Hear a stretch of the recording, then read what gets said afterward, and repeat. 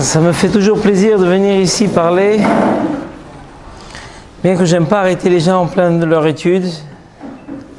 La Gemara dit, il y a un rave qui disait, j'aime pas être celui qui fait arrêter les gens de l'étude.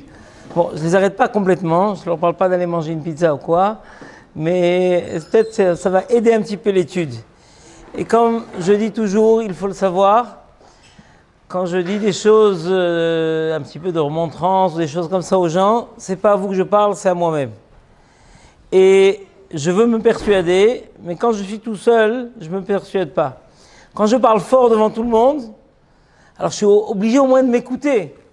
En plus, je l'ai dit à d'autres, donc peut-être que je dois essayer d'apprendre quelque chose de là. Donc vous n'êtes pas concernés, c'est pour moi-même que je parle, d'accord ? Mais je parle un peu fort, peut-être que d'autres vont entendre aussi ce que je suis en train de dire, et on va en profiter aussi. Nous approchons à grands pas de la fameuse fête de Shavuot, Yom HaAtzeret, Yom HaBikurim, que la Gemara appelle, peut-être que vous le savez, elle l'appelle Rosh Hashanah. La Gemara dit, à la fin de Megillah, que de la même façon, avant le vrai Rosh Hashanah, le premier Tishri, on est obligé de lire les malédictions qui se passent, qui sont marquées dans la parashat Ki Tavo. Vous savez, la parashat Ki Tavo, c'est la parashat qu'on n'aime pas écouter. Pourquoi ? Parce qu'il y a 98 malédictions qui sont lues. Et on attend que ça passe. On ne veut pas écouter ça. D'ailleurs, personne ne veut monter à la Torah à ce moment-là. C'est marqué qu'effectivement, c'est le lecteur qui monte en général. Bon, pas dans toutes les communautés, il y en a qui ne sont pas dérangés par cela, mais en tout cas, on n'aime pas. Oui. À tel point, une fois, j'ai entendu une grand-mère au Maroc, oui, qui disait sur quelqu'un qu'elle n'aimait pas beaucoup, que tombe sur lui, en arabe, elle disait ça, mais elle disait les mots Ki Tavo, que tombe sur lui toute la parashat Ki Tavo. Oui, d'accord ? Bon. Alors, on lit la parashat Ki Tavo avant Rosh Hashanah. Et d'ailleurs, Tosfot dit c'est tellement grave qu'on met une petite séparation, puisqu'on lit la parashat Nitzavim ou Vayelech avant. Pourquoi ? Tichle Shana vekilelotea. Que l'année se finisse avec toutes ces malédictions. D'accord ? C'est quoi ? On a lu les malédictions, on reprend à nouveau, on commence une nouvelle année, on prend un nouveau départ. Alors, on efface. Mais la Gemara ajoute, et on lit les klalotes, les malédictions qui sont marquées, qui sont marquées dans la paracha de Bechukotai, qu'on a lu il y a 2 semaines, d'ailleurs il y a une idée par rapport aux 2 semaines, oui, la paracha de Bechukotai, avant Shavuot, avant Atzeret. Pourquoi ? Parce que Tichle Shana Vekilot, que l'année se finisse et que les malédictions s'arrêtent. Mais là, la Gemara ne comprend pas. Rosh Hashanah, c'est la fin de l'année. Mais Shavuot, ce n'est pas la fin de l'année, on est en plein milieu. On est au milieu de l'été, on est au milieu de l'année. Il n'y a pas de fin d'année au moment de Shavuot. De quoi parle-t-on ? Quand j'ai dit il y a 2 parachiotes, parce que vous savez que j'ai eu un élève là qui est arrivé cette semaine de France, puis lui il fait sa lecture de Torah et tout, et puis il me parle parachat Bamidbar. Je lui dis oui, tu sais, mais Bamidbar c'est la semaine dernière, nous on est à Nassau maintenant. Il dit quoi Nassau ? Il n'avait pas compris qu'effectivement il y a un décalage entre la France. Pourquoi ? Parce que le dernier jour de Pessah tombait Shabbat. Donc nous en Israël, on a continué. En France, ils ont lu la paracha de Yom Tov, donc ils sont décalés. Mais alors on pouvait rattraper dans Bechukotai il y a 2 semaines. Non. Les rabbins disent, et quand est-ce qu'ils vont nous rattraper ? Dans 1 mois et demi. Parachat Matot Massé. Pourquoi on ne rattrape pas tout de suite ? Non. Parce que nous, on est dans une situation un petit peu embêtante. Normalement, il faut une paracha entre la Bechukotai et le Shavuot. Ça veut dire qu'il faut une seule paracha. Mais là, comme on a une année qui a eu 2 mois d'Adar, plus Pessah est tombé Shabbat, etc., on a eu moins de parachiotes, donc impossible. On est obligé de lire 2 parachiotes, la paracha de Bamidbar et la paracha de Nassau, qu'on va lire ce Shabbat. Mais quand même, bon, c'est juste le Shabbat d'avant Shavuot, ça va. Mais en Chutz La'aretz, ils ne veulent pas arriver à cette situation. Donc ils vont lire effectivement la paracha, ils ont lu la semaine dernière la paracha de Bechukotai, cette semaine ils vont lire la paracha de Bamidbar. Donc on voit qu'il y a une importance. Mais on revient à la question de la Gemara. Comment se fait-il qu'on dise que Shavuot est la fin de l'année ? Il n'y a pas de la fin de l'année. Et la Gemara répond si.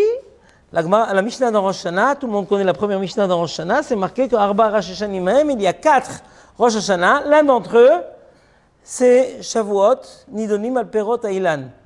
On est jugé sur les fruits, sur les fruits des arbres. Et en quoi cela nous concerne? Et en quoi cela nous fait un Rosh Hashanah? La question est toujours valable. En quoi se fait-il le fait qu'on est jugé sur les fruits de l'arbre? Bon, on est jugé sur les fruits de l'arbre. À tel point qu'il y en a qui disent que c'était une erreur de prier à Tou Bishvat sur les fruits du Etrog. Il faut prier à Shavuot. Parce que dans les Sfarim, c'est marqué, beaucoup de Sfarim, c'est marqué qu'à Tou Bishvat, on prie sur le Etrog. Mais le Etrog, on n'est pas, c'est le Rosh Hashanah, la Ilanot, mais les Perot à Ilan, les fruits des arbres, c'est à Shavuot. Normalement, il faudrait prier à Shavuot. Bon, mais ça, c'est entre parenthèses. Donc, en quoi cela nous concerne et en quoi cela nous fait une nouvelle année? On commence une nouvelle année dimanche après-midi, dimanche? Non, on ne va pas commencer un nouveau calendrier, il n'y a pas une nouvelle année. Qui plus est, on se prépare à recevoir la Torah. Attendez, je ne sais pas qu'est-ce que vous avez fait ici cet après-midi, mais vous avez étudié la Torah. Et demain, après-demain, vous allez étudier la Torah. Vous avez déjà la Torah. Donc, qu'est-ce qu'on va recevoir de plus à Shavuot? On va recevoir la Torah, mais qu'est-ce qu'on va recevoir? On l'a déjà. On va recevoir, mais quoi? Oui, on va recevoir la Torah, c'est vrai. Oui, d'ailleurs, c'est marqué dans beaucoup de livres que celui qui passe les 3 jours derniers avant Shavuot en ne perdant le minimum de temps possible, eh bien, toute l'année, il aura le mérite de bien étudier la Torah. Ça vaut le coup. Donc, on reçoit la Torah, c'est vrai, bon, c'est connu la question, mais on l'a déjà quelque chose. Qu'est-ce qu'on reçoit de plus à Shavuot? Et en plus, une question plus pertinente, qui est un petit peu embêtante, c'est que vous savez qu'on a reçu 2 fois les tables de la loi. Tout le monde le sait, oui. Une fois, on les a reçues à Shavuot, et une deuxième fois, on les a reçues à Yom Kippour. D'accord? Les premières tables de la loi, malheureusement, elles ont été cassées. C'est-à-dire que ce qu'on a reçu le premier à Shavuot, on ne l'a pas gardé. Mais ce qu'on a reçu à Kippour, on va le garder. Donc finalement, le vrai don de la Torah, c'est à Kippour, ce n'est pas à Shavuot. Donc qu'est-ce qu'on va faire? On va recevoir la Torah, une Torah qu'on n'a pas gardée. C'est quoi cela? Je commence toujours par l'explication du Rav Dessler, qui est très connu, que tout le monde ramène. Il ramène de Sfarim. L'homme est dans un train qui est circulaire. Oui, il arrive chaque fois à des arrêts.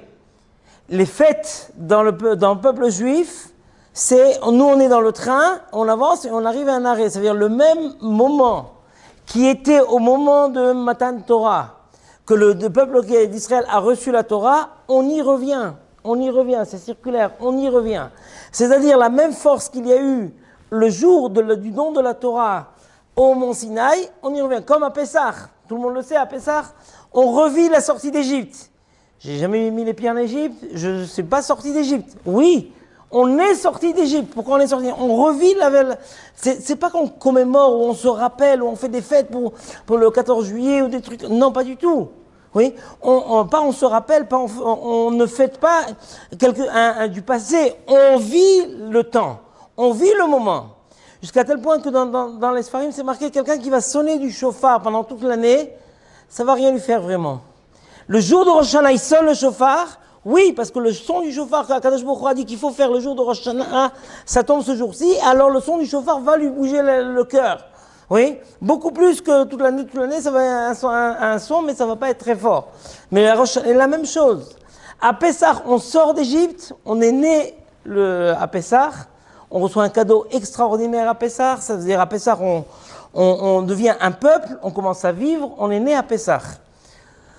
On est bar mitzvah, c'est intéressant. On est bar mitzvah et on se marie le jour de Shavuot. On reçoit la Torah, on reçoit les mitzvot et on se marie avec la Torah le jour de Shavuot. On passe. Qu'est-ce qu'il y a entre les deux? Pessah, on a reçu un cadeau. La délivrance d'Égypte, c'était pas du tout par les Juifs. C'était pas du tout par leur travail personnel. Ils n'ont rien fait. Juste, ils devaient faire quelques petites mitzvot pour pouvoir être différents des Égyptiens, pour avoir quelque chose, un petit attachement, une petite responsabilité par rapport à la volonté d'Akadosh Baruch Hu. La Mila, le Korban Pessah, etc. Mais sinon, ils n'ont rien fait. Un cadeau, on sort d'Égypte. Mais à partir de ce moment-là, on a 49 jours pour nous recevoir la Torah. C'est nous qui devons recevoir la Torah. C'est plus Hachem qui nous donne, c'est nous qu'on doit recevoir. Et je vais prouver ça par plusieurs idées. C'est-à-dire que en vérité, la Torah qu'on va recevoir dimanche, c'est effectivement nous par rapport à la Torah. C'est pas la Torah, on l'a. Mais c'est la personne. On a la preuve. Toutes les fêtes, Pessah, Shavuot, Rosh Hashanah, Kippour, toutes les fêtes, il y a une date précise dans la Torah. Le premier Tishri, c'est Pessah, c'est Rosh Hashanah, le 10, c'est Kippour, le 15, c'est Sukkot, etc. Il y a une date précise. Quand on arrive à Shavuot, pas de date.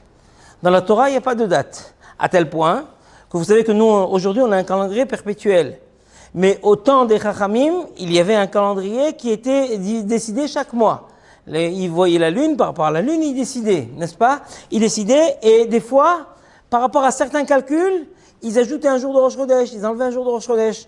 Nous, on a un calendrier qui est chaque mois immuable. Chaque mois, on a un jour ou 2 jours, un jour ou 2 jours, sauf 2 mois dans l'année. Le mois de Kislev et de Cheshvan et de Kislev, des fois, ils sont tous les deux 30, des fois 29, des fois 30, mais avant, même le mois de Iyar, même le mois de Sivan était toujours calculé, on pouvait avoir 2 jours de... Donc, effectivement, il se peut que les 2 mois de Nissan et de Iyar ils aient moins de 30 jours, et la fête de Shavuot tombe le 5 Sivan. Il se peut que les deux ont 30 jours, et la fête de Shavuot est le 7 Sivan, le 5 ou le 7. Et en fait, dans notre calendrier, puisqu'on a un calendrier qui est un mois 30 et un mois 29, le mois de Nissan il a 30 et le mois de Iyar il a 29, donc c'est toujours le 6 Sivan. Le don de la Torah d'après les Chachamim, il y a une marloquette dans la Gemara, c'était le 6 Sivan. Donc on va fêter Shavuot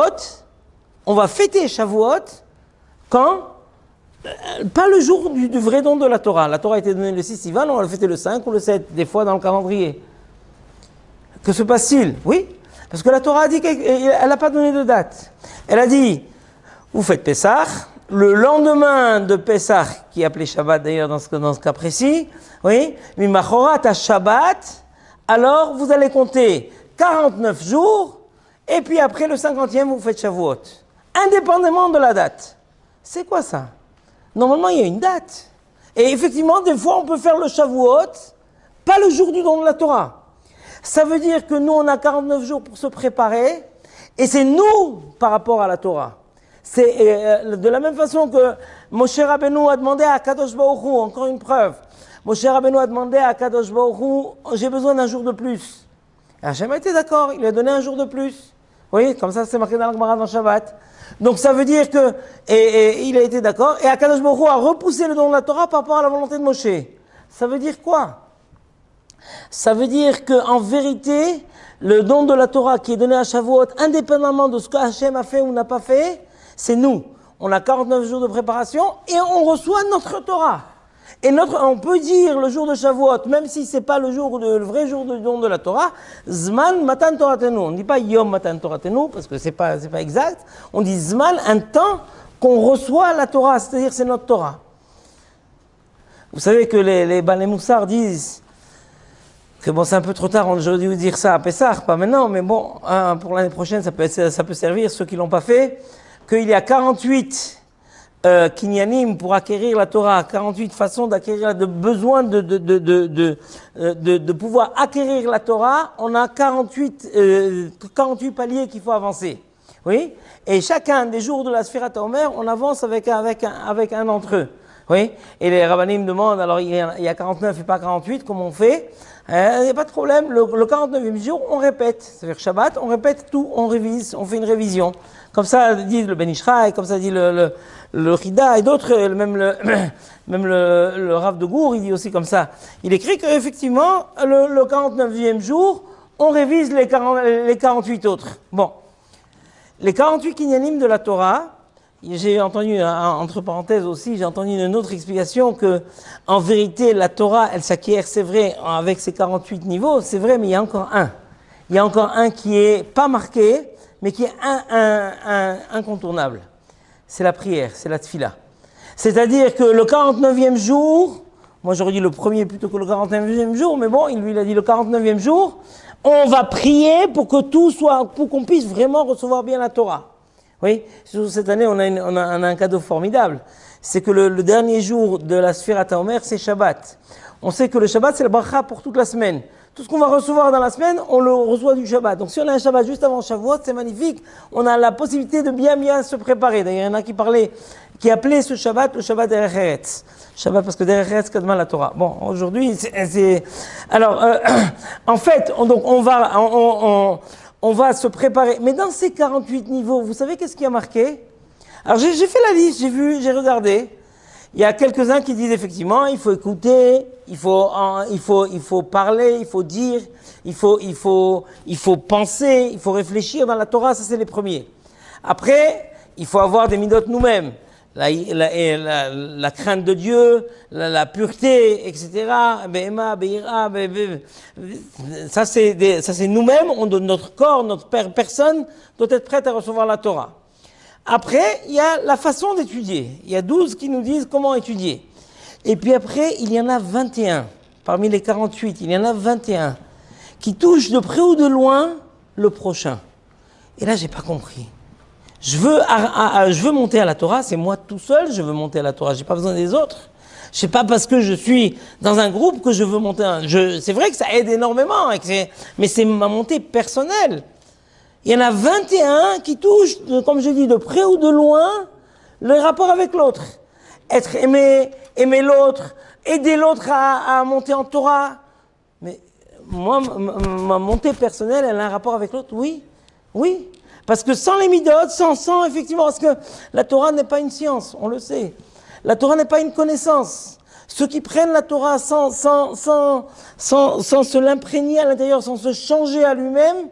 On raconte que le Rav Chaim, une fois, quelqu'un est venu chez le Rav Chaim de Vologine, il lui a dit, oui, j'ai fini tout le chasse et en profondeur, je le connais entièrement.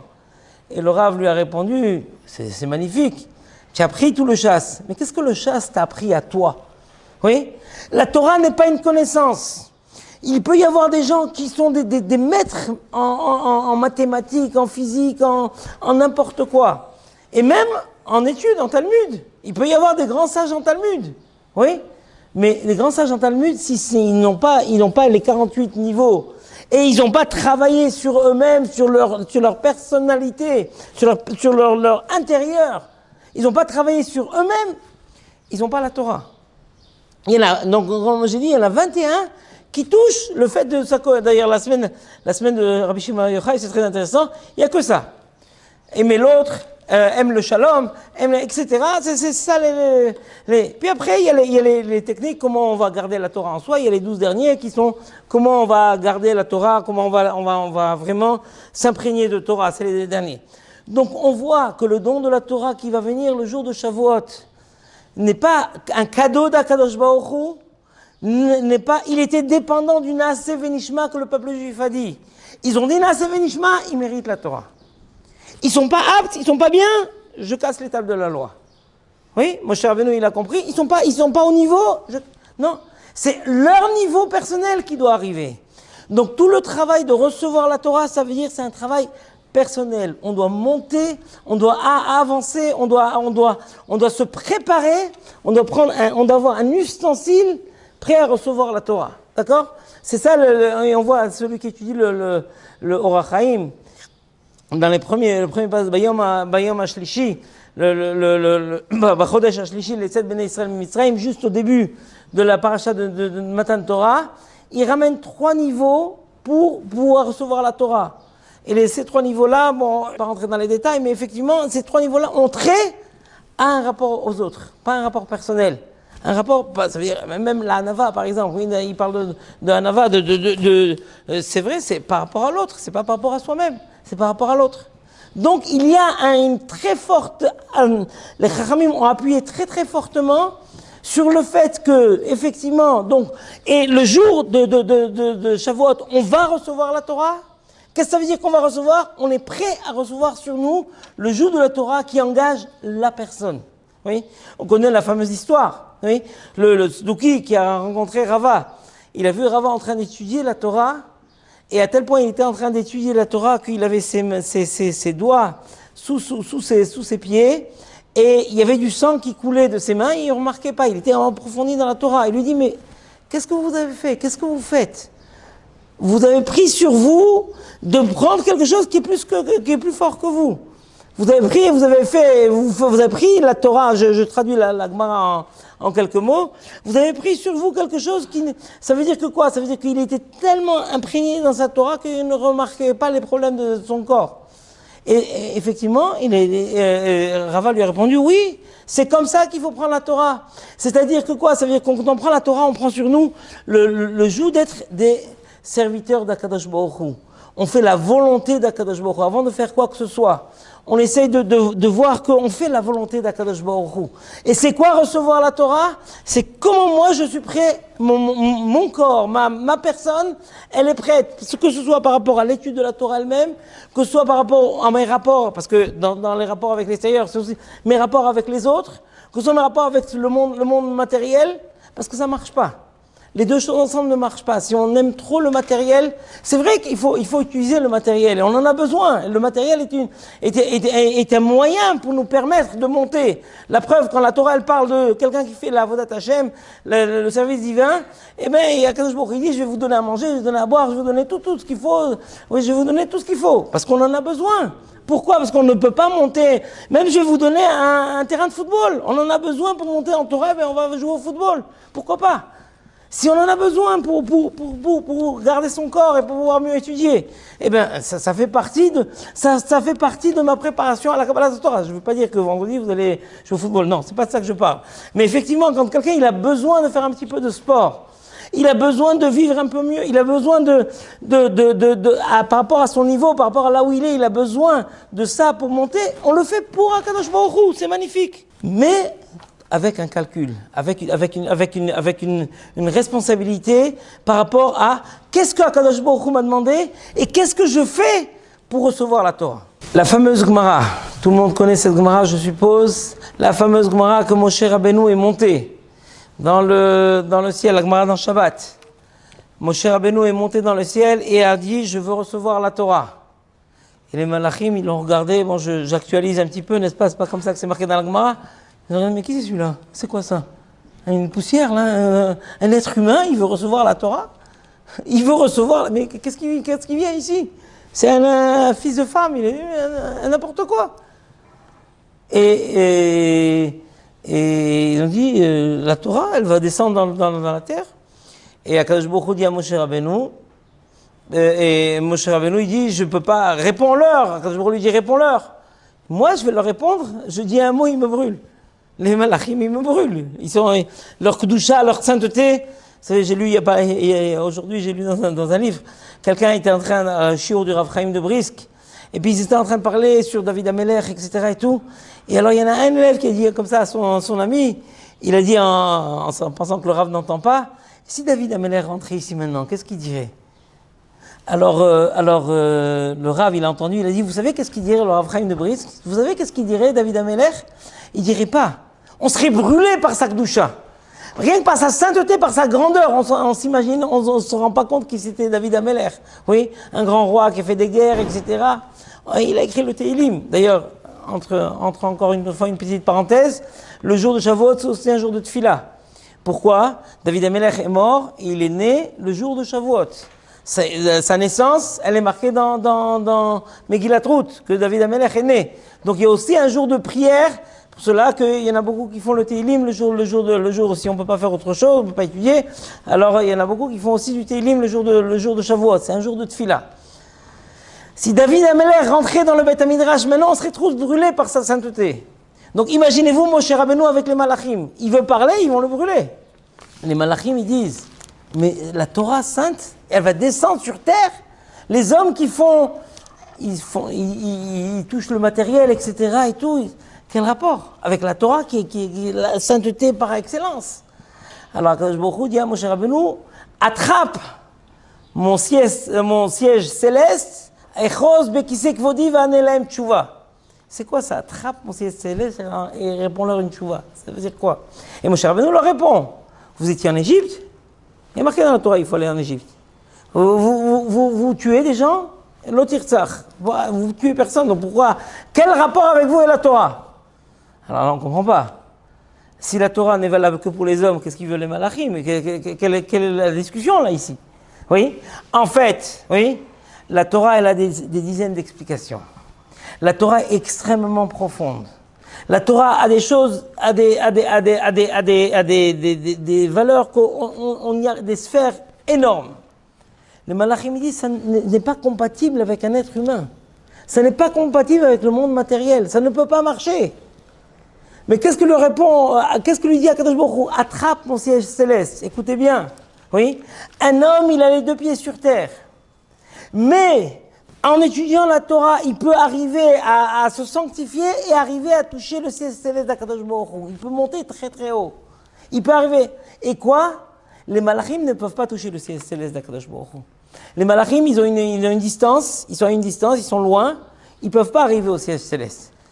Il leur a montré que l'homme, aussi bas qu'il soit, s'il utilise toutes ses forces pour la volonté d'Akadosh Baruch Hu, il peut arriver au-dessus des malachim. Alors ils n'ont plus rien à dire.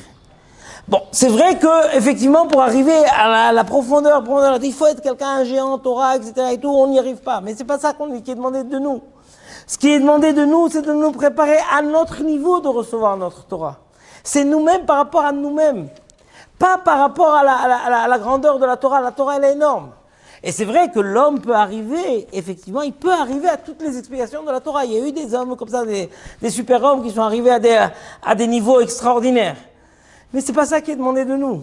C'est nous, en tant qu'êtres humains qui vivent dans le matériel, qui sont sortis d'Égypte, et qui ont des mitzvot, et qui ont des tavot, et qui ont des volontés différentes, c'est nous, comment on se situe par rapport à notre Kabbalat Torah. C'est-à-dire qu'à partir du moment où nous-mêmes, on est un ustensile qu'on veut recevoir la Torah, on a fait notre travail. Comme on dit toujours, n'est-ce pas? Quelqu'un qui a acheté un tissu très très cher, vraiment un des plus chers tissus, il l'amène chez un très très grand couturier et lui demande de lui créer un habit. Et le couturier prend quelques jours, beaucoup de son temps, et il crée un magnifique costume. Et la personne vient et elle essaye le costume. Le costume, il a une taille de moins. Il ne lui va pas. Il s'est trompé. Eh bien, il va lui demander non seulement de lui rendre l'argent du tissu, mais il ne va pas recevoir de salaire. Il a travaillé des jours entiers. Non. Dans ce monde-ci, c'est le résultat qui compte. Chez Akadosh Baruch Hu, ça ne marche pas comme ça. C'est pas les aptitudes de la personne, c'est pas où il est arrivé, c'est pas ça. C'est là où lui-même, avec sa personne lui-même, où il arrive par rapport à lui-même.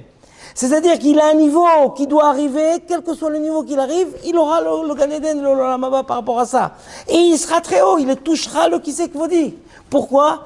Parce qu'il a utilisé le matériel qu'il est obligé d'utiliser, il ne peut pas faire autrement. Et c'est comme ça que Kadosh Baruch Hu nous a créés. Il est obligé d'utiliser le matériel à bon escient, et il l'utilise pour monter. Alors il monte, alors il arrive à un très haut niveau, plus que les malachim.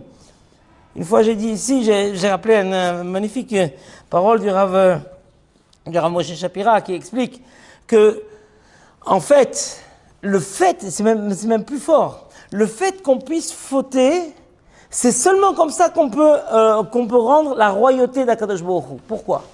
Parce que quelqu'un qui est obligé de faire la volonté d'Akadosh Baruch Hu comme les malachim, il n'a pas le choix. Oui? Alors ça prouve pas que c'est vrai. Ça prouve pas que le roi il est roi. Oui? Ça prouve pas que la Torah c'est une vraie Torah. Pourquoi? Parce que il n'a pas le choix. Oui? On raconte que dans les pays qui sont graves, les pays où il y a des dictateurs, oui, ils payent des gens, ou alors il leur dit si vous faites pas ça, je vais vous tuer, n'est-ce pas? Pour applaudir quand ils parlent. D'accord? Applaudir. Là on voit, je sais pas moi, en Corée du Nord, on voit des milliers de gens. Oui? Mais c'est du pipeau, c'est rien. Ils sont tous payés pour ça. Et s'ils ne le font pas, ils sont tués. Il y a des caméras. Celui qui ne fait pas ça, il va en prison. Eh ben, ça prouve que c'est un grand homme. Ça prouve que c'est quelqu'un de bien. Non, ça ne prouve rien du tout. Pourquoi? Parce qu'ils n'ont pas le choix. Par contre, si on peut choisir entre le monde matériel, on peut choisir. Et aujourd'hui, malheureusement, on est très, très, très attiré par cela. On a le choix. Et on décide, non, je veux faire la volonté d'Akadosh Baruch Hu. On est plus qu'un malach. On est plus haut qu'un malach. Le malach, il n'avance pas. Nous, on avance. Natati lecha malchim ben haomdim haele. Cela, oui, on dit une fois, quelqu'un a demandé des renseignements sur un bachour dans une yeshiva. Alors le Ashgar, avec un petit sourire, il a dit oui, celui-là c'est un malach. Et les bachourim d'à côté, ils savaient que ce bachour-là, il fait rien dans la yeshiva, il perd son temps, etc. Alors, il a dit oui, un malach, parce qu'il n'avance pas, il est comme les malachim qui n'avancent pas. Bon, on peut comprendre. Bon, mais en fait, d'accord, on est des hommes, on est des êtres humains, on a des tendances, on a des volontés, mais on pousse ça vers Akadosh Baruch Hu, on a des difficultés. D'ailleurs, je ne sais pas, je ne veux pas dire, on sait que le Rav Israël Baal Shem Tov, le Baal Shem Tov avait dit qu'à la fin des temps, il va y avoir Akadosh Baruch Hu va mettre un fil. Et à la fin des temps, les gens devront attraper le fil, Akadosh Baruch Hu va le bouger. Celui qui tient le fil, il va rester, il va être là pour le Mashiach. Celui qui ne tient pas le fil, il va tomber. Ça veut dire que quoi? Tout le monde explique qu'en vérité, les difficultés qu'il y aura dans la fin des temps seront énormes. Et on sera très très très vite balancé. Moi j'ai dit ce fil peut-être, je sais pas, peut-être ce fil c'est un fil qu'on branche avec un appareil, dans la prise, n'est-ce pas? Et qu'est-ce qu'on a branché dessus? Peut-être c'est ça le fil qu'il pensait, il savait pas de quoi il parlait, mais qu'est-ce qu'on branche dans cet appareil? Qu'est-ce qu'on met? Oui, ça peut être un truc qui est pour écouter des Shurei Torah ou autre chose. Oui, c'est peut-être ce fil-là qui est là, qui risque de nous faire tomber. C'est ça qui nous fait jouer, qui nous fait bouger, etc. Aujourd'hui, on peut pas passer outre, on est obligé de passer par là. C'est-à-dire que recevoir la Torah aujourd'hui, ça veut dire on se prépare à nous-mêmes où on en est par rapport au hol, parce que tout le monde a un joug. Et tout le monde a un joug, oui. Je ne parle pas pour les gens mariés qui ont le joug de leur femme, mais ça c'est autre chose. Oui, mais tout le monde, en vérité, il pense, il a des problèmes familiaux, il a des problèmes d'argent, il a des problèmes, tout le monde a quelque chose qui est sur la tête. Et la Mishnah d'Avot, elle dit que celui qui prend le joug de la Torah, eh bien, il n'a plus ni le hol malchut, ni le hol deretz. Je raconte toujours l'histoire quand, vous savez, à une époque, vous avez pas connu cette époque, l'armée était obligatoire en France. Oui, tout le monde était obligé d'aller faire l'armée, un an d'armée. Oui, et moi j'étais appelé, donc je devais aller essayer de me faire réformer, d'accord, c'était pas évident. Alors j'ai été voir le père du Rav Chaim Kanievski. Oui, le fameux Stapler, qui était un géant en Torah, qui était très très connu dans le monde. Oui, et j'ai été le voir, lui demander une bracha. Alors il m'a pas donné de bracha. Il m'a dit, il y a la Mishnah dans Avot, Kolam kabel alav ol Torah, ma'avirim nu ol malchut vol deretz. Celui qui prend sur lui le joug de la Torah, on lui enlève les jougs du pays. Bon, j'ai dit un peu, d'accord, il m'a dit une Mishnah dans Avot, d'accord. Alors qu'est-ce que j'ai fait? J'ai été voir le Rav Moshe Soloveitchik de Zurich, oui, qui était le géant de Torah en Europe. Je l'ai parlé au téléphone, j'ai pas été le voir. J'ai téléphoné, j'ai demandé une bracha. Il m'a dit, il y a une Mishnah dans Avot, quand on kabel à la Torah. Là, j'étais complètement. Alors, ça m'a pas suffi. J'ai été voir à Anvers, il y avait le grand Rav Rabbi Tzickel, le grand Rav d'Anvers. Bon, vous savez la réponse, je rentre, je dis voilà, on m'appelle à l'armée, je risque de faire un an d'armée, je suis à la yeshiva, je veux pas. Eh bien, Kolam Kabel à la Torah, bon, j'ai compris. Baruch Hashem, peut-être qu'à ce moment-là, j'ai pris sur moi de prendre le joug de la Torah et on m'a enlevé tout. Effectivement, bon, on a joué beaucoup et tout, mais on est passé. C'est-à-dire qu'effectivement, on prend le hol de la Torah, on prend le joug sur soi. Qu'est-ce qu'on prend sur soi? Ça veut dire, on prend sur soi comment, par rapport à notre niveau personnel, où on se tient et où la Torah se tient. C'est ça ce qu'on va recevoir à Shavuot. C'est ça ce qu'on va. Donc, ça ne change pas quelle Torah a été donnée, quand elle a été donnée, à quel moment, si c'est à Shavuot, c'est quel jour, ou si c'est à Yom Kippour, ça ne change rien. On nous demande, en plus, normalement, le travail, c'est les 49 jours. Les 49 jours, vous finissez 49 jours de travail, et vous arrivez au 50e jour, automatiquement, quelle que soit la date, quel que soit ce qui a été donné ce jour-là. On finit les 49 jours, et on y arrive. Bon, il nous reste 3 ou 4 jours pour pouvoir essayer de se préparer, mais on a la possibilité encore de pouvoir prendre sur soi cette idée-là de recevoir la Torah. le Ramban. Le Ramban dit, on appelle dans les Chachamim, on appelle Shavuot, on appelle Atzeret. Atzeret, c'est la fin. La fin de quoi? D'après le Ramban, il explique, Nachmanide, il explique que il y a Pesach et il y a Shavuot. Normalement, à Sukkot, il y a Sukkot et Shmini Atzeret. C'est collé. Là, c'est décollé. Mais c'est la même chose. C'est-à-dire, normalement, d'après le Ramban, et c'est comme ça que ça a l'air d'être écrit dans plusieurs Sfarim, que les jours de 49 jours de la Sfirat Omer auraient dû être tous des jours de Chol HaMoed, de fête. Ils n'ont pas été au niveau, donc on a eu des malheurs, donc on a dû faire un petit peu de deuil pendant ces jours-ci. Mais normalement, pourquoi? Parce qu'on complète, on finit la finition de Pessah, c'est à Seret. C'est normal. À Pessah, on est né. À Shavuot, on reçoit la Torah. Mais tu peux recevoir la Torah? Oui, je peux, bien sûr. J'ai pris sur moi de faire la volonté d'Akadosh Baruch Hu, selon mon niveau, comme je peux, selon mes forces. Et c'est ça ce que je vais faire. D'ailleurs, j'ai lu dans un livre, il dit qu'une chose qu'on doit faire quelques jours avant Shavuot, peut-être essayer de faire un peu plus attention au Lashon Hara, au Sheker, tout ce qui est de la parole. La Torah, elle est étudiée par la parole. Pour pouvoir recevoir, être un ustensile qu'on peut être utilisé bien pour étudier la Torah, il faut faire attention à sa parole. Donc les darim, tout ce qui peut poser problème par rapport à la parole est très important parce que la Gemara dit, on aurait dû créer deux bouches, c'est vrai. Une bouche pour dire des bêtises, enfin pas des bêtises, on parle de manger, de parler de toute autre chose profane, et une bouche pour étudier la Torah. Pourtant, on en a une seule. Ça veut dire que cette même bouche, on peut l'utiliser à 100% pour l'étude de la Torah, même si on l'utilise pour d'autres choses. Même si on parle, on dit des blagues. On dit des blagues, on a besoin de ce bien que dans une des 48 niveaux, c'est Meutzrok. Pas trop. Mais un petit peu, on a besoin de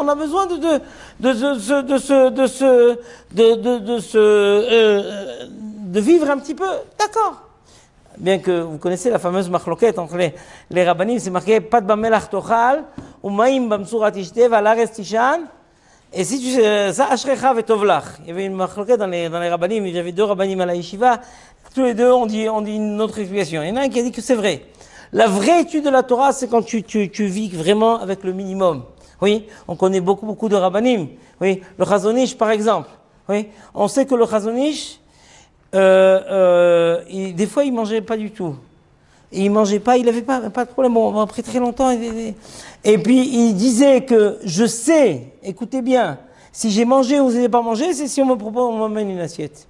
Si on a une assiette, c'est-à-dire je sais si j'ai mangé ou j'ai pas mangé. Il était arrivé à un tel niveau que le manger ne changeait rien. Ou alors la fameuse histoire avec le Rav Chassid, n'est-ce pas, que sa femme s'était trompée la nuit, au lieu de lui donner à manger de la viande, etc., il faisait noir, elle lui a donné une éponge. Et il a mangé l'éponge. Il a mangé l'éponge, ça m'a dit, t'as pas remarqué? Il a dit non.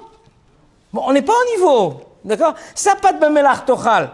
Oui, alors ce Rav là, il disait que c'est vrai, le vrai niveau de Dieu de Torah, c'est pas bamelach tochal. Le deuxième Rav, il disait que non. C'est vrai que c'est quelque chose de bien, mais en vérité, ça veut dire on serait aussi prêt à étudier la Torah même dans des conditions très difficiles. Oui? Même dans des conditions très très difficiles, on serait prêt à étudier comme ces conditions-là, mais en vérité, on peut étudier la Torah même si on a un peu plus, on a plus que pas dans le malach Torah, etc. Ça veut dire que on vit la vie comme aujourd'hui le monde moderne, il ne nous permet pas de nous séparer complètement, de nous détacher complètement du monde matériel. On peut pas, on n'est plus à ce niveau-là. Oui? Il y en a, il m'a dit, pendant un des élèves, il m'a dit, je vais aller au Hermon. Je dis, pourquoi tu vas aller au Hermon? Non, pour faire une villa dans la neige. Ouais, il voulait faire du ski, bien sûr. Oui, il voulait se tremper dans la neige pour remonter le niveau. On n'est pas à ce niveau-là, on ne cherche pas à faire ce genre de choses. Mais on doit se préparer. Donc, je souhaite à tout le monde, merci Hachem, une bonne préparation pour recevoir la Torah. Préparer soi-même, surtout, donc, comme on a dit, les midot envers l'autre. D'ailleurs, oui, les 49 jours de Sfirat HaOmer, dans le Zohar, Chesed, Gvura, Tiferet. Si on voit dans le livre Tomer Dvora, il nous explique comme Akadosh Baruch Hu fait du Chesed, toi tu dois faire du Chesed, etc. Tous les niveaux, comme Akadosh Baruch Hu, et tout c'est par rapport aux midot. Tout c'est par rapport aux midot. Malchut, Yesod, tout ça c'est par rapport aux midot. Les midot, quel rapport avec le don de la Torah? Moi je monte. Oui. Alors comme je dis toujours, oui, il y a deux élèves qui peuvent monter dans une yeshiva. Oui. Il y a celui qui met les mains sur les deux copains et il s'élève, oui, et il monte, il monte, il monte. Il est très haut, il est plus haut que tout le monde, mais il a les mains comme ça, il est élevé. Bon, ça va pas tenir très longtemps, parce que dès que les élèves ils auront plus de force, il va tomber. Oui. Il y a l'autre qui a attrapé la ficelle qui est en haut et qui monte. Personnel, il travaille personnellement. Alors il monte avec la ficelle. Comme c'est électrique, ça monte. Mais il y a d'autres qui peuvent attraper ses pieds qui vont monter avec lui. Il y a deux sortes. Il y a celui qui monte, mais qui travaille son travail personnel sans s'occuper des autres. Sans s'occuper de la façon dont il a laissé à manger pour l'autre, sans s'occuper de la façon dont il a laissé la chambre, etc. Non, il s'occupe de lui-même. J'avance, j'étudie ma Torah, je dois monter. Oui, mais il y a celui qui monte en pensant aux autres. Et c'est ça la vraie Kabbalat Torah. Je vous souhaite, Mir Hashem, une bonne Kabbalat Torah, Bekarov.